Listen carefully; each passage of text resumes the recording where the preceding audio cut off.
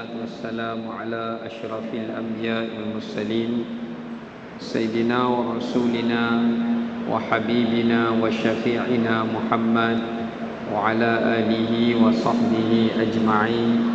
قال رب اشرح لي صدري ويسر لي أمري واحلل عقدة من لساني يفقه قولي. سبحانك لا علم لنا إلا ما علمتنا إنك أنت العليم الحكيم ولا حول ولا قوة إلا بالله العلي العظيم. Alhamdulillah, kita rafakkan puji dan syukur kepada Allah Subhanahu wa taala di atas segala rahmat dan kurniaannya. Pada malam ini kita masih lagi diberikan keizinan dan kesempatan oleh Allah Subhanahu wa taala untuk dapat kita bersama-sama diberikan peluang sekali lagi untuk kita duduk beriktikaf di rumah Allah taala pada malam ini. Di samping kita diberikan peluang juga untuk dapat kita menghidupkan malam yang ke-16 Ramadan.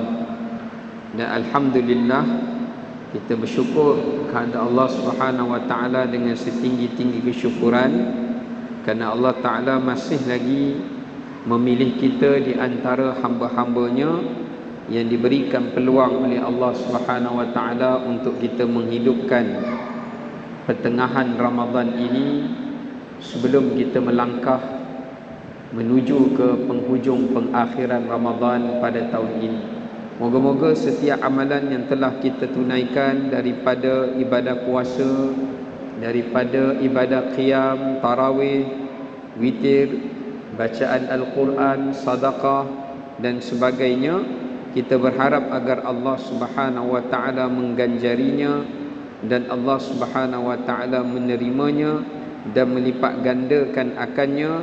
Di samping Allah Subhanahu wa taala menjadikan ia sebagai asbab untuk kita mendapat pengampunan Allah dan rahmatnya, di samping pembebasan daripada api neraka Allah Subhanahu wa ta'ala. Allahumma amin.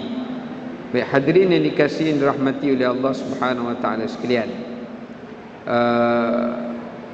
memandangkan kita dalam beberapa hari lagi ini kita akan bakal menyambut hari peristiwa nuzulul Quran. Jadi pada malam ini saya nak berkongsi kepada hadirin muslimin muslimat sekalian berkenaan dengan betapa pentingnya untuk kita bersahabat dengan Quran. Dalam hidup kita ni, manusia ni Allah ciptakan mereka tak boleh hidup berseorangan. Kerana para ulama kata manusia ini dinamakan perkataan insun, al-ins. Manusia ni dipanggil apa? Al-ins. Al-ins ni maknanya makhluk yang jinak. Perkataan anas ataupun unais memberi maksud makhluk yang jinak ataupun makhluk yang suka bersosial. Bersosial ni maknanya dia kena ada kawan, dia kena ada keluarga, dia kena ada teman. Sebab itulah tuan-tuan tengok ketika mana Allah menciptakan Nabi Adam alaihissalam di dalam syurga, tapi Nabi Adam hidup berseorangan. Baginda minta pada Allah, ya Allah, ciptakanlah bagi aku adanya untukku pasangan di dalam syurga ini. Padahal kalau tuan-tuan fikir logik akal kita, kalau dah duduk dalam syurga tu tuan-tuan, kan dah seronok dah. Dalam syurga tu apa yang tak ada? Pakaian percuma, makanan percuma, tingkat tempat tinggal yang mewah percuma, bidadari lagi Allah bagi percuma. Apa lagi? Tapi kita kena ingat, bidadari itu pun makhluk Allah juga, tapi dia tidak ada, dia tak sama dengan emosi wanita yang Allah ciptakan. Ya, dia tidak sama emosi dengan wanita yang Allah ciptakan, iaitu pasangan kita. Sebab bidadari dia tak boleh melahirkan anak. Bidadari dia duduk dalam syurga, tugas dia Allah bagi melayan suaminya saja.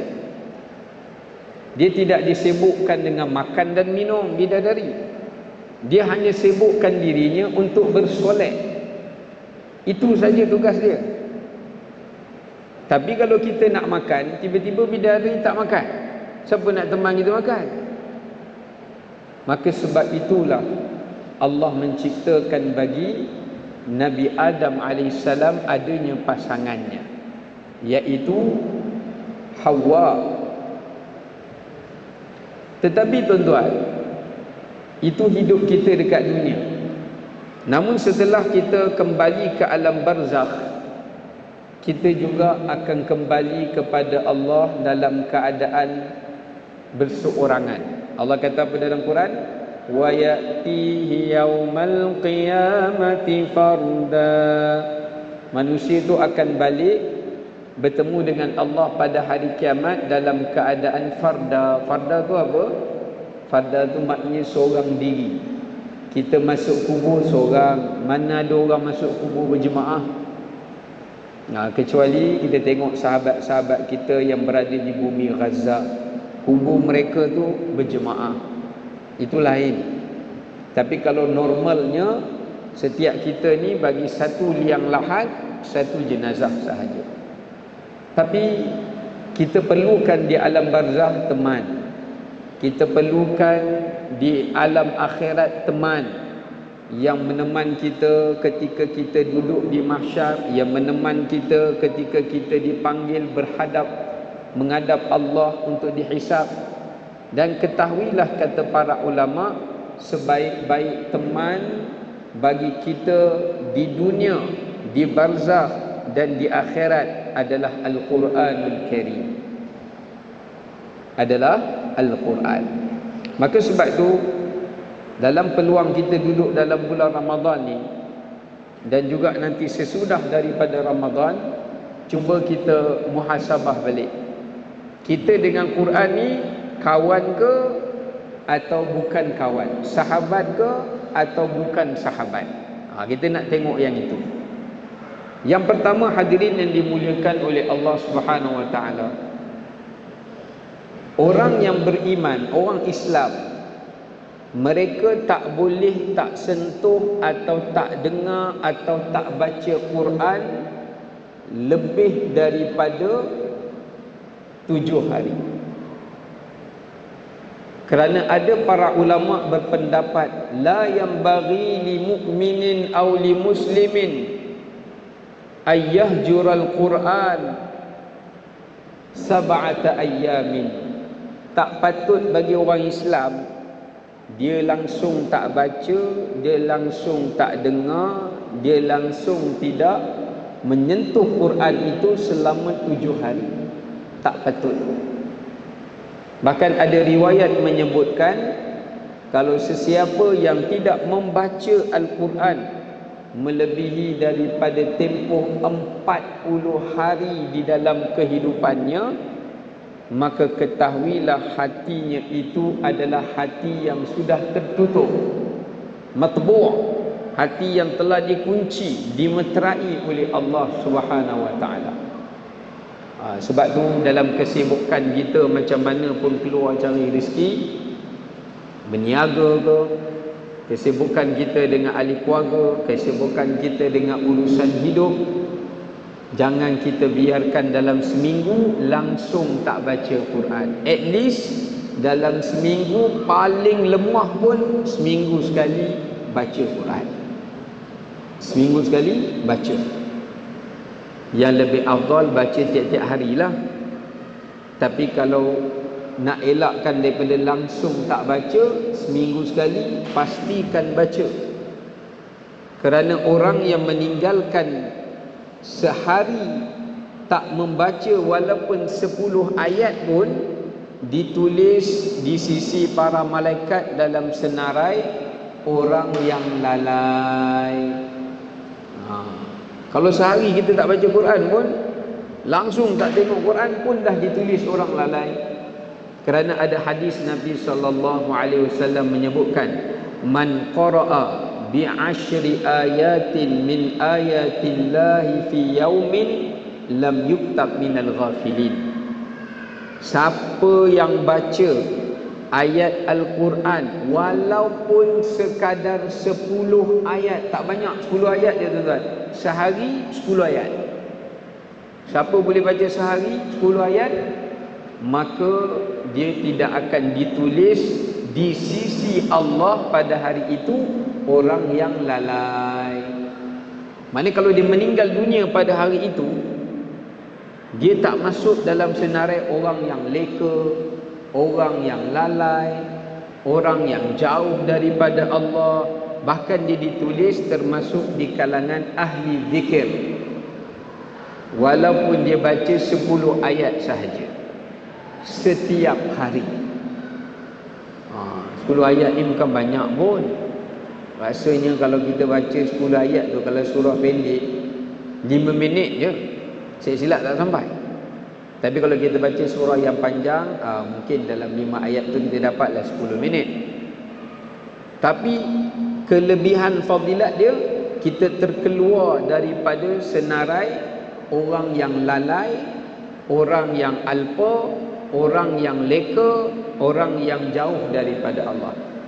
Yang lebih takut, jangan 40 hari tak baca langsung. Kalau tak baca, ditulis di kalangan orang yang mati hatinya, orang yang jauh daripada pedoman dan petunjuk daripada Allah Subhanahu wa taala. Baik, kemudian tuan-tuan dirahmati oleh Allah, macam mana kita nak bersahabat dengan Quran? Yang pertama, kita nak bersahabat dengan Quran ni, yang pertama yang perlu untuk kita buat adalah mencintai Al-Quran. Pertama sekali, kita kena sayang Quran lebih daripada kita menyayangi harta yang lain. Sebab sebaik-baik harta itu adalah Quran. Cuba tuan-tuan bayangkan, ada satu hadis Nabi SAW sebut, "Lau ju'ila al-Quran fi ihabin thumma ulqiya fin nar mahtaraq." Kalaulah Al-Quran itu Allah jadikan dia ditulis dalam satu lembaran kulit, lalu dilemparkan dalam api neraka takkan bakar kulit yang tertulis padanya ayat Quran. Api dunia ni Allah benarkanlah dia terbakar. Tapi api akhirat, bila baling, dia takkan bakar semua ayat-ayat yang tertulis padanya Quran, sama ada pada kertas, sama ada pada kulit, sama ada pada apa pun.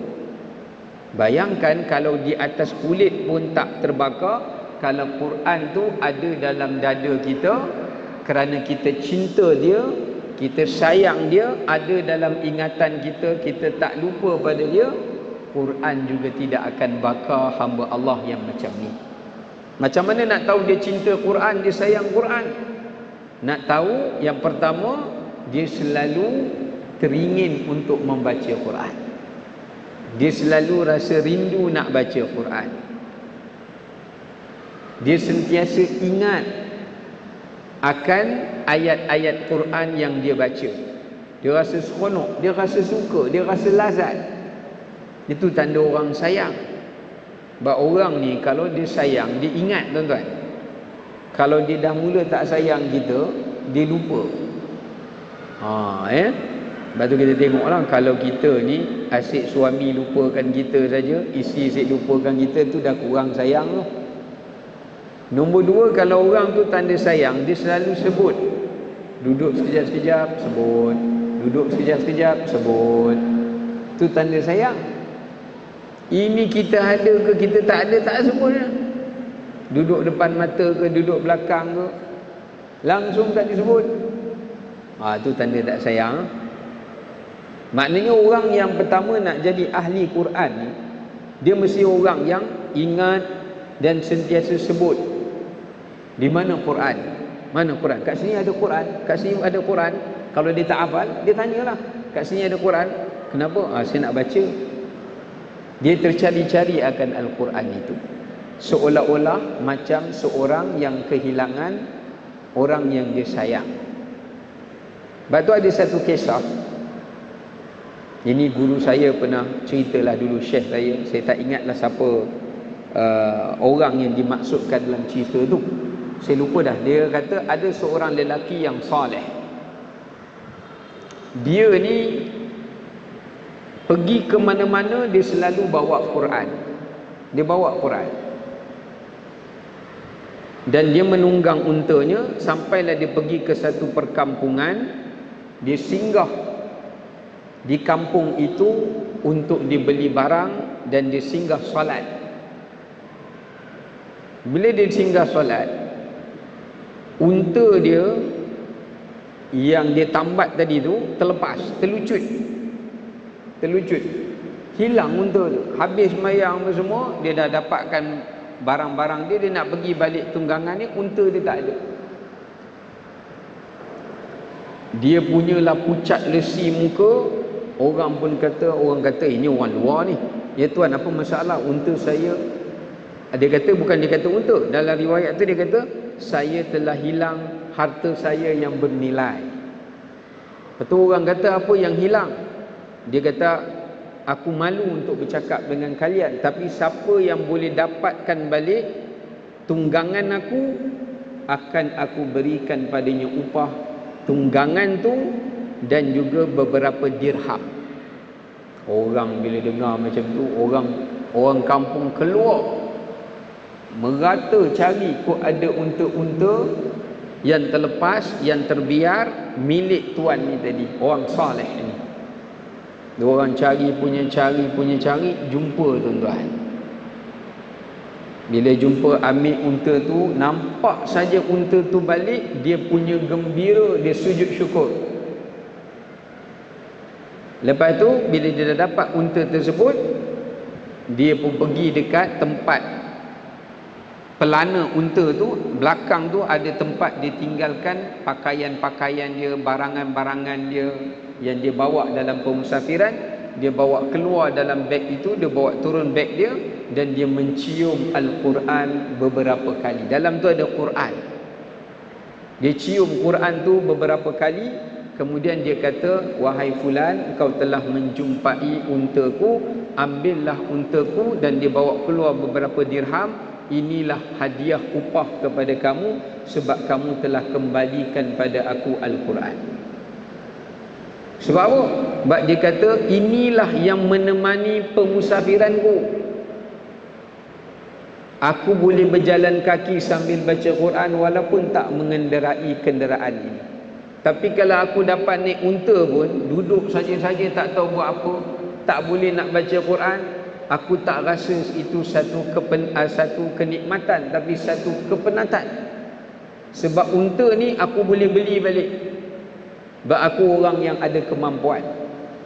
Tapi kalau Quran ni hilang, sedangkan aku belum menghafalnya, maka aku bimbang ia akan meninggalkan aku sebelum aku mendapatkannya. Sampai tahap tu tuan-tuan, kita tertinggal Quran dalam kereta kena curi, report polis dapat bawa baliklah kereta kita punya selongkos. Tengok je kereta dapat balik, punya seronok, sujud syukur, ya. Tapi Quran yang tertinggal dalam kereta tu tak kisah pun, ada ke tak ada ke. Kalau pencuri tu ambil pun lagi bagus. Tapi yang pentingnya dapat kereta tu balik. Tapi lelaki yang soleh ini tidak, ya. Dia bersyukur kepada Allah Ta'ala sebab Quran tu dia dapat balik, tuan-tuan. Yang kedua, tanda nak menjadi ahli Quran dan bersahabat dengan Quran, kita hendaklah menjadi orang-orang yang selalu membaca Quran siang dan malam. Ana al-lail wa atrafan nahar. Siang dan malam. Ada 3 waktu yang paling afdal kita baca Quran. Tapi sebenarnya baca Quran ni bila-bila tuan-tuan boleh baca. Nak baca waktu duha, nak baca waktu zuhur, bila-bila, anytime boleh baca. Tapi yang paling afdal 3 waktu. Yang pertama, baca Quran selepas subuh sampai terbit matahari. Ini adalah bacaan Quran yang paling afdal.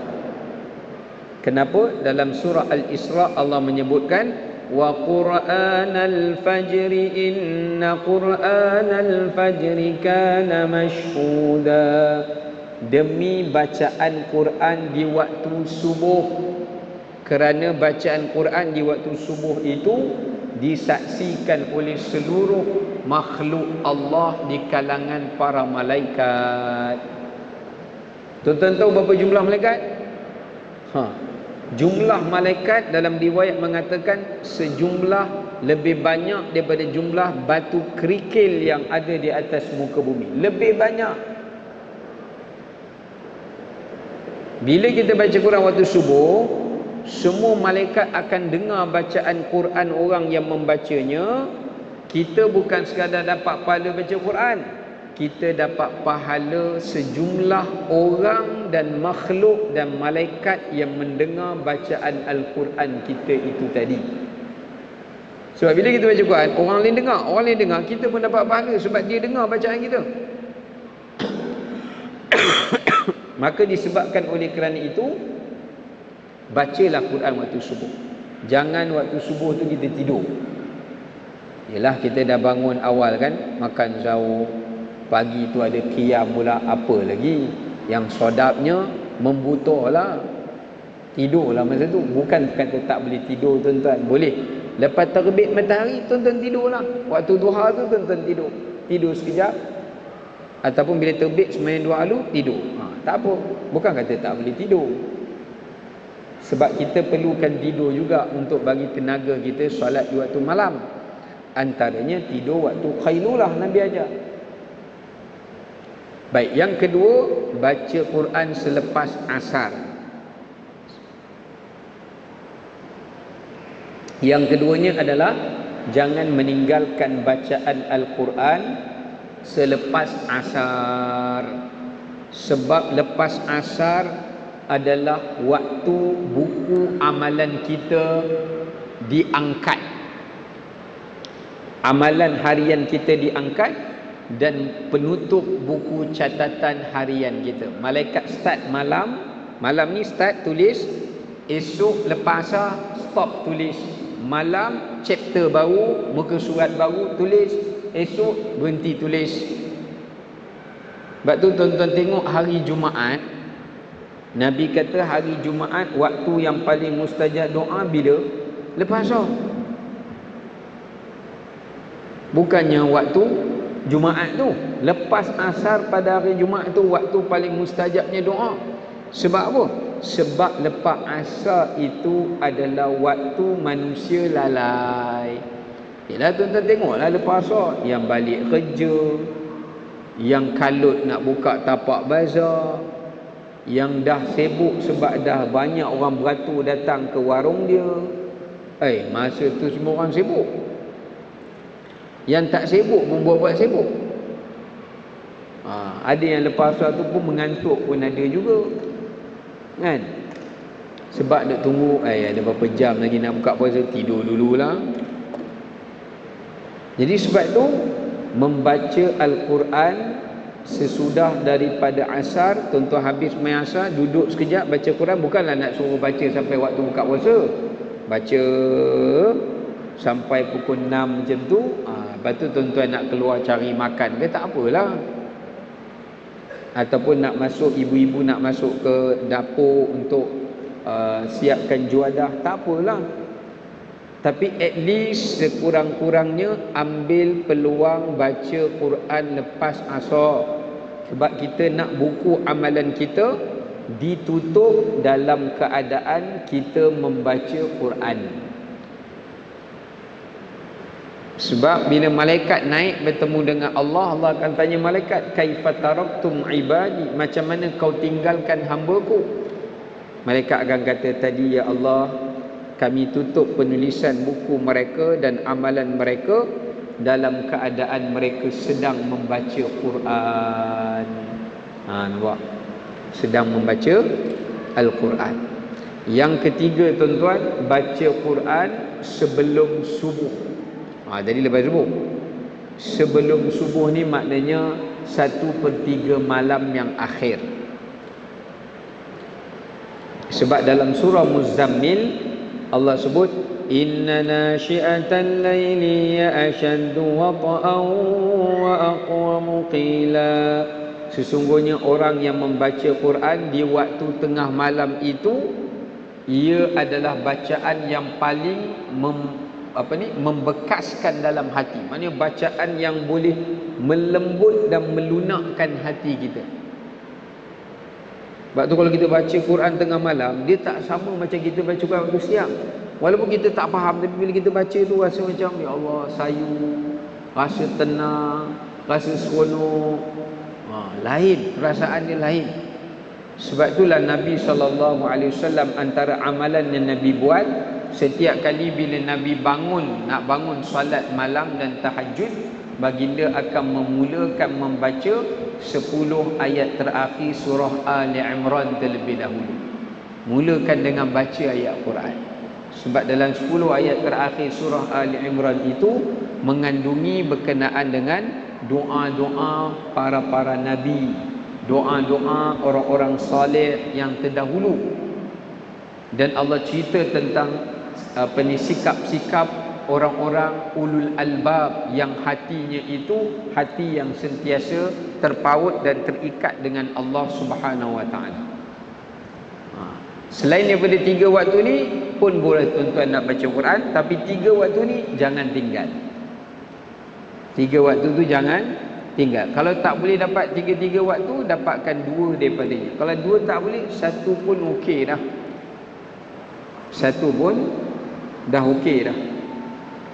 Jadi bersahabat dengan Quran, cinta dan sayang, rindu pada Quran. Yang ketiganya adalah selalu membaca Al-Quran. Cuma saya nak pesan, kadang-kadang orang kita ni dia salah faham bulan puasa ni. Bulan puasa ni bukan sekadar bulan kita disuruh perbanyakkan baca Quran, tapi kita juga disuruh bertadarus Quran. Dia ada 2 ibadat yang berbeza tuan-tuan. Jangan keliru. Baca Quran di bulan puasa itu juga afdal. Satu lagi, bertadarus di bulan puasa itu juga afdal. Sebab dua-dua ni adalah sunnah Nabi SAW. Nabi tak baca Quran seorang-seorang bulan puasa. Yang Nabi baca seorang, yang tu yang seorang. Tapi Nabi juga bertadarus dengan Jibril alaihissalam. Maknanya yang kita baca sendiri bulan puasa tu, yang tu bahagian kita. Tapi kalau boleh buat tadarus.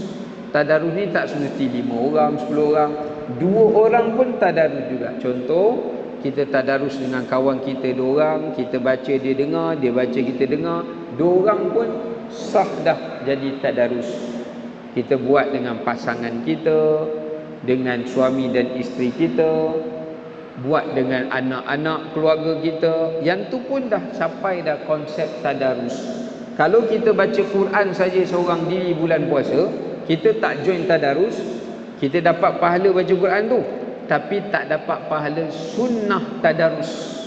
Sebab Nabi tak pernah tinggalkan bertadarus sepanjang Ramadan sampai Nabi wafat. Yang baca Quran tu baca, yang Nabi baca sendiri, ya itu Nabi baca sendiri. Yang Nabi baca dengan Jibril, yang tu pun Nabi buat juga. Ada 2 amalan ibadat baca Quran dalam seharian yang Nabi SAW buat. Ya. So join tadarus. Ya, kalau kita rasa malulah ustaz nak join karya-karya masjid tu. 2 orang grup tadarus semuanya geng Lamborghini, Ferrari, baca laju-laju. Saya ni motor kapcai je. Baca terbahak-bahak, baca tersangkut-sangkut. Tak apalah. Kita carilah kawan-kawan seorang ke yang baca bagus sikit daripada kita. Dia boleh check kita baca, kita paling kurang dapat dengar dia baca walaupun tak boleh check. Jangan cari kawan yang sama. Oh, kalau yang sama, tak ada siapa yang salah. Dua-dua baca betul. Yang ni baca syok sendiri, yang ni baca syok sendiri. Dia tak tahu nak tegur kawan ni apa, kawan ni tak tahu nak tegur kawan ni apa. Sebab dua-dua tak tahu cara baca yang betul. Jadi itu di antara beberapa perkara yang dapat kita kongsikan pada malam ini, ya, untuk menambahkan lagi semangat kita agar bersahabat dengan Al-Quran, dan banyak lagi lah tuan-tuan, ya, untuk kita menjadi ahli Quran ini, ya, sebab Al-Quran ini juga kalau boleh sebagai penutupnya tuan-tuan, setiap kali tuan-tuan baca Quran, kalau nak cerita ulama-ulama dulu hebat amalan mereka, sehari 2 kali khatam, sehari sekali, 3 hari sekali, 7 hari sekali, macam-macam. Ada yang 1 malam 1 khatam, lagi hebat. Yang tu kita tak termampulah. Tapi satu lagi yang boleh kita buat, saya tengok tak banyak orang kita buat, namanya, ni cara kita nak berkawan dengan Quran, namanya tajawub. Apa itu tajawub? Iaitu kita berinteraksi dengan Quran. Macam mana tuan-tuan? Macam yang Nabi buat. Bila tuan-tuan baca ayat syurga, jannatin tajri min tahtiyal anharu khalidina fiha abada. Berhenti, ya Allah, masukkanlah aku dalam syurga-Mu, ya Allah. Sambung balik baca ayat ni. Itu tak apa, itu dibolehkan. Tapi luar salat lah, masa tuan-tuan baca Quran, masa tadarus tu berhenti sekejap doa, boleh. Sebab Nabi SAW bila baca ayat Quran sampai ayat syurga, Nabi minta syurga. Sampai ayat neraka, berhenti sekejap, minta berlindung neraka. Doa dalam bahasa Melayu pun tak apa, sebab kita luar semayang, tak ada masalah. Bila sampai ayat rahmat Allah, berhenti minta rahmat. Sampai ayat keampunan, berhenti minta keampunan Allah. Sampai ayat azab, minta lindung pada Allah. Sampai ayat cerita kisah orang-orang baik, Ashabul Kahfi ke Ashabul Ukhdud, berhenti doa, ya Allah, jadikanlah kami di kalangan mereka. Boleh. Barulah kita berinteraksi dengan Quran. Bila kita baca fasabbih bismi rabbikal azim, bertasbihlah dengan nama Tuhan yang agung. Berhenti sekejap, subhana rabbiyal azim wa bihamdi, sambung balik. Sebab Allah suruh kita puji dia, kita diam. Wa amma bi ni'mati rabbika fahaddits. Adapun nikmat Tuhan kamu, hendaklah kau bersyukur. Kita boleh baca zikir subhanallah, alhamdulillah, wallahu akbar. Itu cara. Barulah kita jadi macam kawan. Tak adalah bila baca tu kaku je, macam tak ada feel apa-apa, ya. Ini salah satu daripada cara kita nak bersahabat dengan Al-Quran dan mendekatkan diri dengan Quran. Baik, wallahu taala alam. Sekadar itu yang dapat saya kongsikan pada malam ini secara ringkasnya kepada kita semua. Moga-moga ia memberikan manfaat dan juga pengajaran kepada kita. Aku qauli hadza wa astaghfirullahal azim li wa lakum. Assalamualaikum warahmatullahi wabarakatuh.